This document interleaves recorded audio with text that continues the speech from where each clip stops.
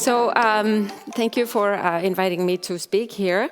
I will be talking about some comparison about research that I do in Montreal and that I do in Iceland. So I've been looking at bilingual kids for quite a few years. And first I was looking at them in Montreal. Montreal is in Quebec, the French-speaking province of Canada.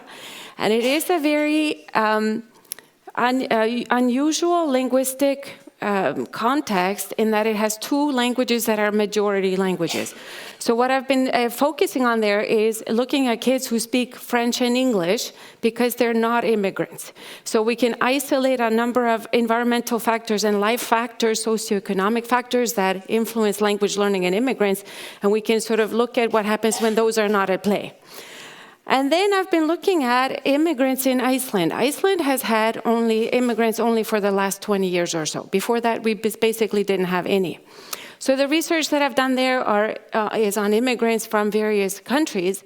And the reason why I want to show you this work today is because what we find in these two contexts is very different. Very, very different findings.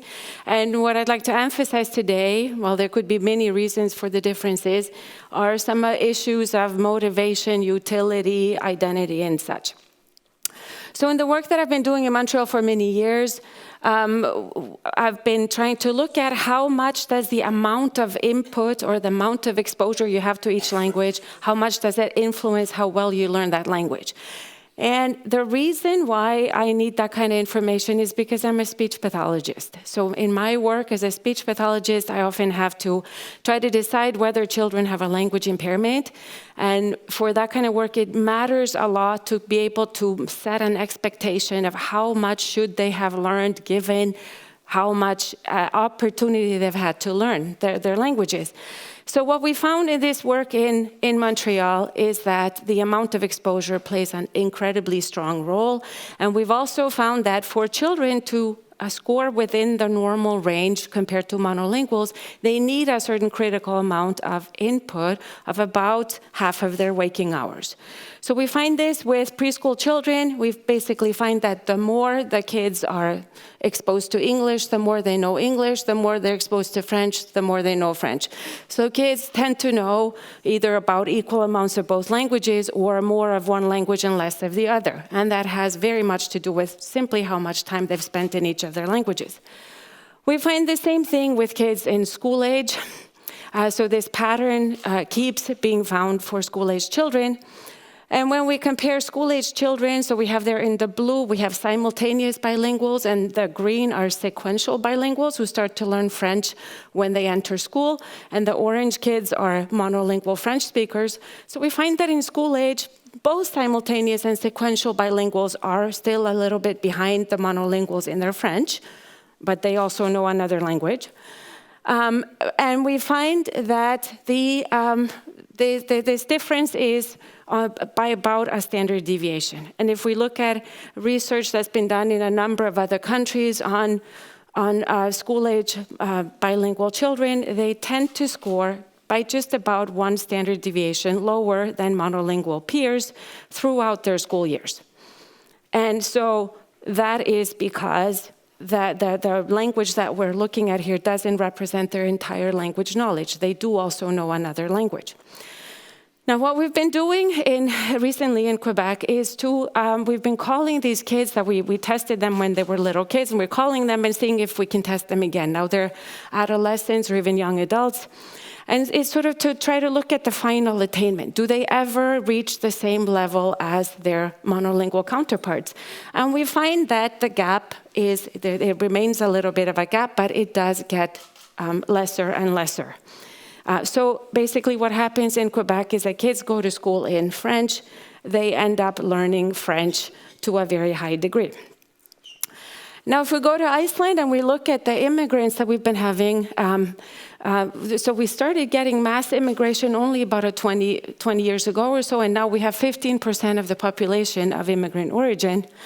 And I did some of the very first studies on these kids, and what we find is incredible variability. And we find that over half of the immigrant children score more than 2 standard deviations below Icelandic peers, even if they've been there for years and years and years.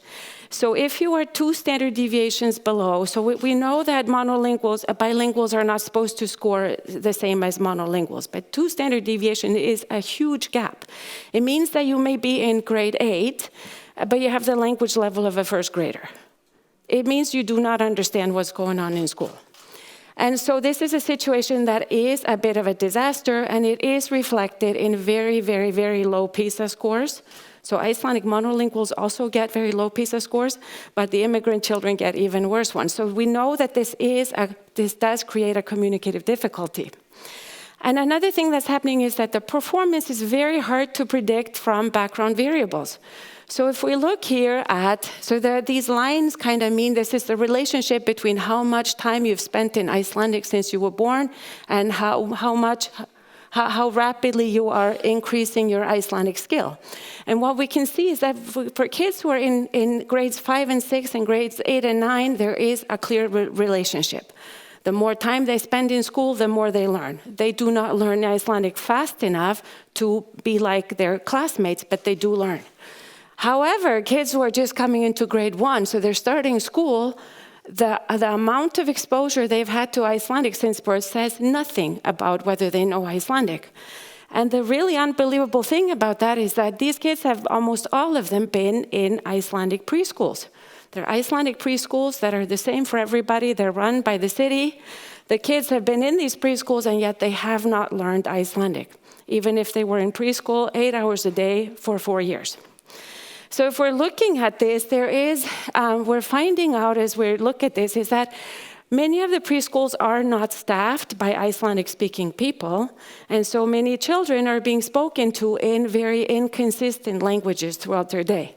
So it would be fine if the preschool were in the native language of the child, and they would get very strong in that language. But what's happening is that there are people who they are exposed to multiple languages possibly throughout their day with a lack of consistency. And that's what creates this outcome.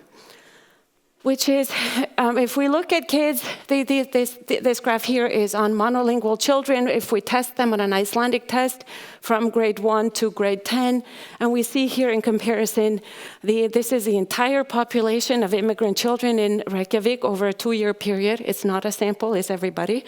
And you can see that the variability is huge, and the improvement with age is a lot lesser. It's a lot slower. It's happening, but it's very slow. So why could that be? If we look at the sort of final attainment, so we're looking now at adolescents, what I've done here, this here is L1 speakers, so native speakers. This here is immigrant children.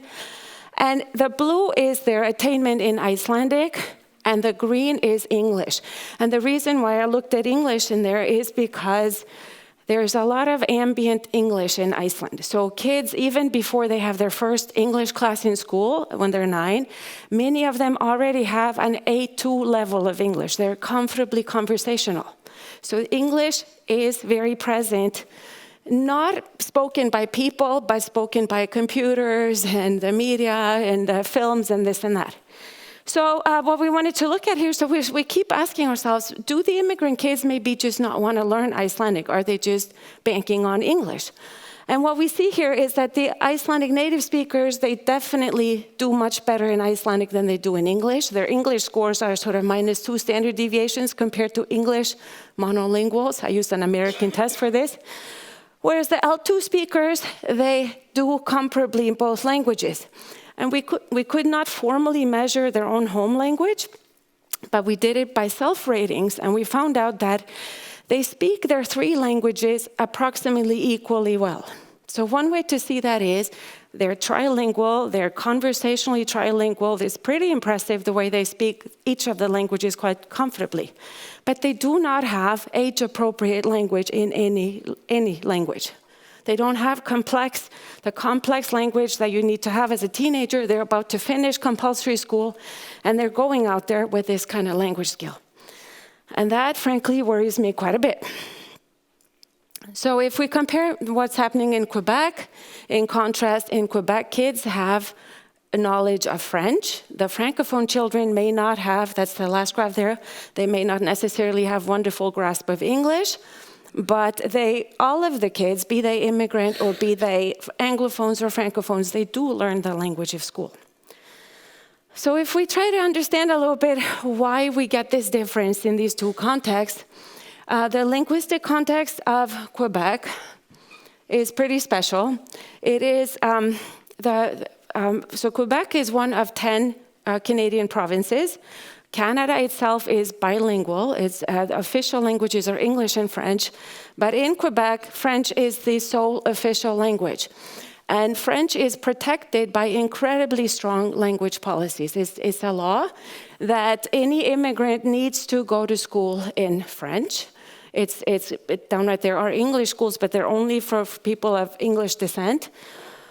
So what you have there is,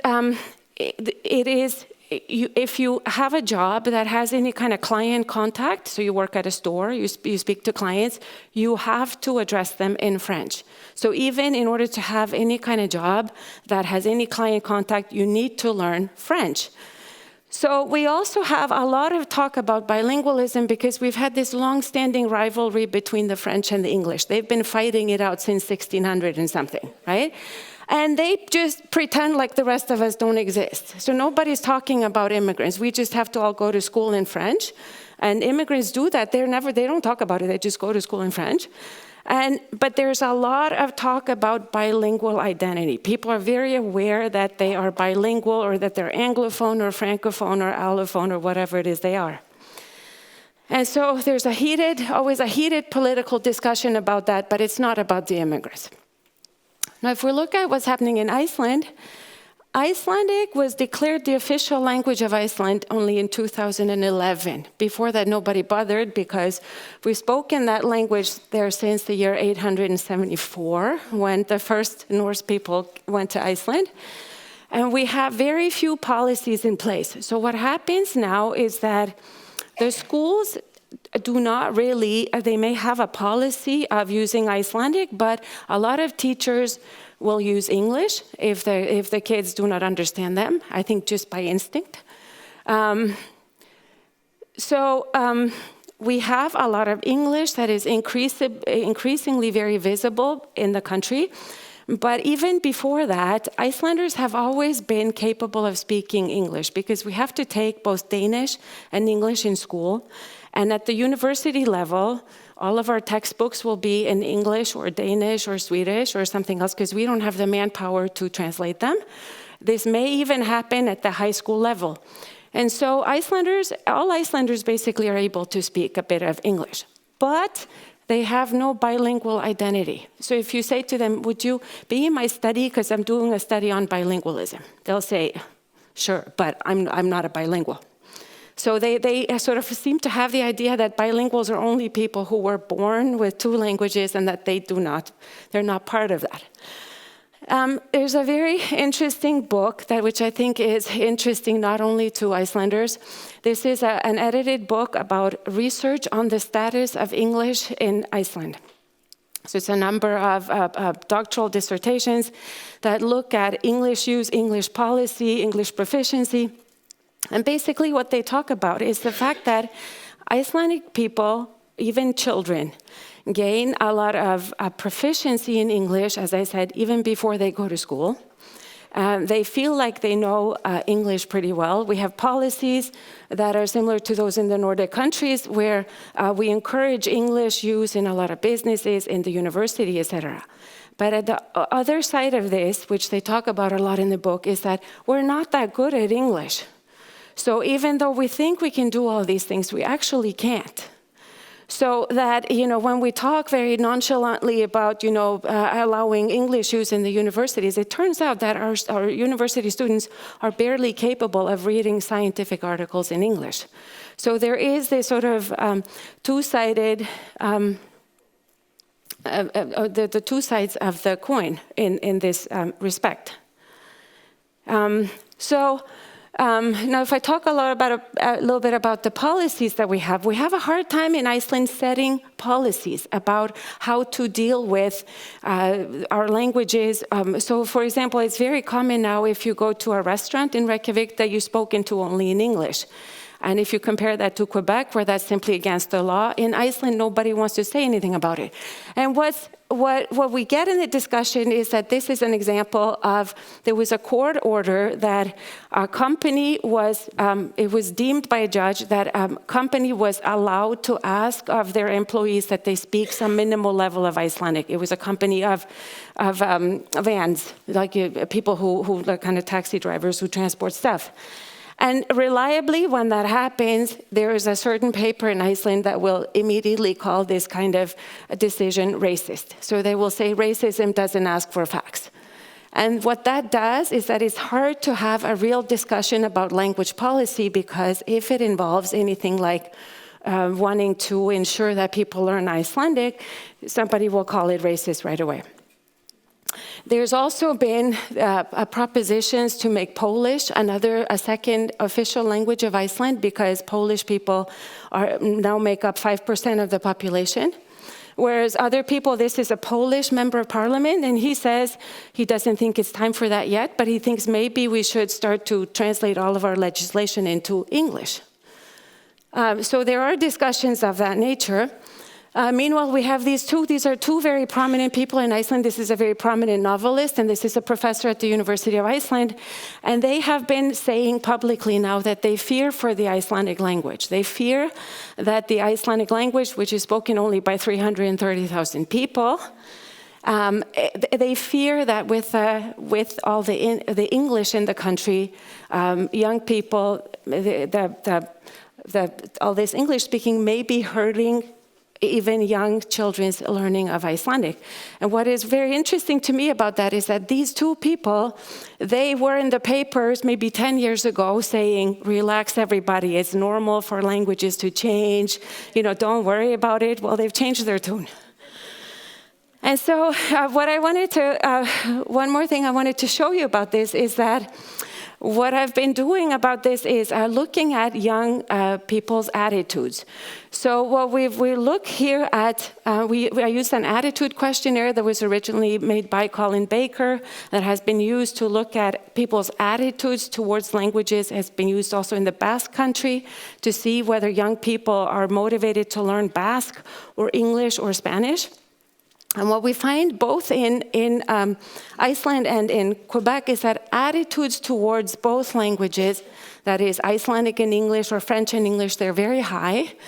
But the L2 speakers have attitudes that are a little bit higher towards English than to the other languages. And what we did in Iceland is that we did qualitative interviews with young kids, that is adolescents. So the adolescents that I showed you the results before with their Icelandic and their English, we did qualitative interviews with them where we asked them, is it hard to learn Icelandic? Because Icelanders are very often heard saying, you can't ask people to learn Icelandic, that would be crazy, because it's impossible to learn that language with the case marking and everything, can't be done. So we asked the kids, do you think it's hard? Is it hard to learn Icelandic? We asked the L2 speakers. And the native speakers, we asked them, do you think it's hard? And then we asked them, is it important? Should everybody learn Icelandic? And is it important to learn English? And what are your plans for the future? And so this is a qualitative study. We did a thematic analysis, but because I am very quantitatively minded, it's kind of a mixed design. So we also counted up how many kids said what, and that's what I'll show you here to make it quick. So basically, this is the L1 speakers here, this is the L2 speakers. So for each of these things, we counted up how many meaning units in each theme were offered and how many people offered them. And by doing that, we can see that when we ask kids, is it hard to learn Icelandic? The L2 speakers, 11 of them said that it was hard, so half of them said that it was hard, and they could name 17 different reasons. When we asked the Icelandic kids, do you think it's hard? 20 of them, or 84%, said it was hard, and they could name 27 different reasons why they thought it was. So really, and they also had a lot of ideas about why it would be hard, whether it's hard because when you're younger, when you're older, depending which language you come from, all kinds of ideas and speculations about why that might be horribly hard.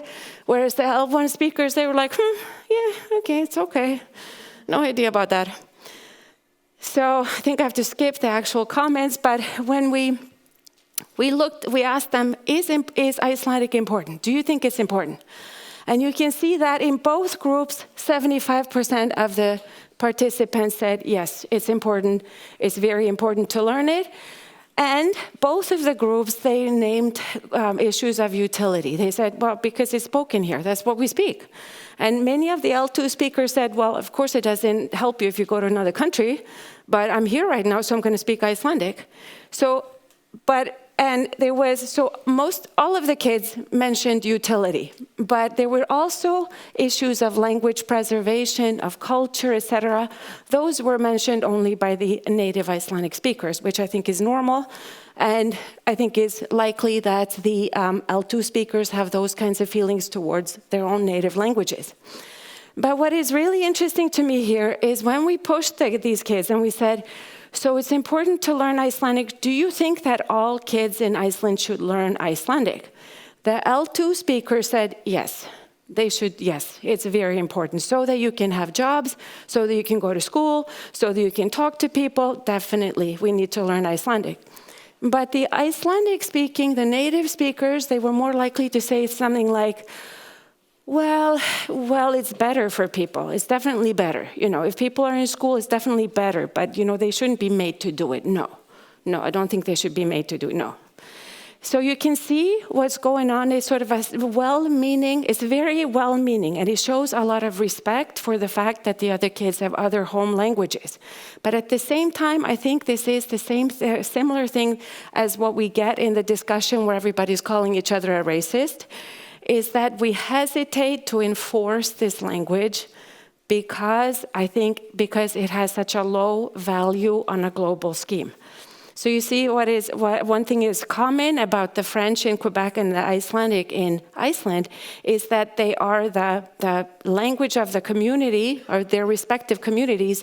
They are the majority language of their communities, but they are a minority language on a more global scale. And in Quebec, they don't hesitate to just say, you're going to learn this, or if you're going to be here, you learn it. In Iceland, nobody wants to really say that. And we see that even in the adolescents. So we also asked them about English. English, they wanted to learn simply for utility. So it wasn't because they thought it was cooler or easier or anything. They said, well, I might want to travel. I need to talk to foreigners, etc. So it was nothing more than that. And we asked them about their future plans, and I found that was very interesting. They said in both groups, kids had plans to stay in Iceland. A lot of them said they would go to other countries, maybe to study. Many of the girls had plans to go to New York and go to Juilliard and act on Broadway. You must have seen a movie on that very recently. But when we questioned them about if you were not to live in Iceland, where would you live? A lot of them said stuff like Britain, New Zealand, or whatever, but they did not say the country of origin of their parents. So basically, both of the groups had very ambitious plans. They were going to study, they were going to travel, they were going to settle down and have great lives. And this is why it worries me that the kids who are the L2 speakers, we're seeing them having trilingual performance with no language being definitely very strong, because that is not the kind of language knowledge that will allow you to go to secondary education. And there are interview studies in Iceland where L2 speakers have described what they had to go through once they were done with compulsory education. Those who continue, those who really have the self-confidence to actually take on further education in Iceland, they say that they spend the first years doing math and those kinds of things that are not language heavy before they can tackle the language heavy subjects. And so this is something where I think that we've talked a lot about the good aspects of multilingualism. And of course, it is a great skill to be able to speak 3 languages, but it does take time to learn languages. And we talk a lot about if you have strong skills in a language, then you can learn more languages. But if the policy of where you're learning your languages doesn't make sure that you get strong skills in at least one language, you end up with these scattered skills that do not actually prepare you for what's to come. And so I think that what is really interesting to me here is that what is holding back policymaking is the lack of ability to have a frank discussion. The discussion always stops by somebody calling somebody, aren't you being too much of a patriot, or aren't you being a racist? And the conversation stops there, because there's no answer to that. And I also think it's really interesting that it is the Icelandic native speakers who, in their mind, will not sort of enforce the learning of this language because they think it's so hard and so useless, whereas the L2 speakers were of a different opinion. So, thank you.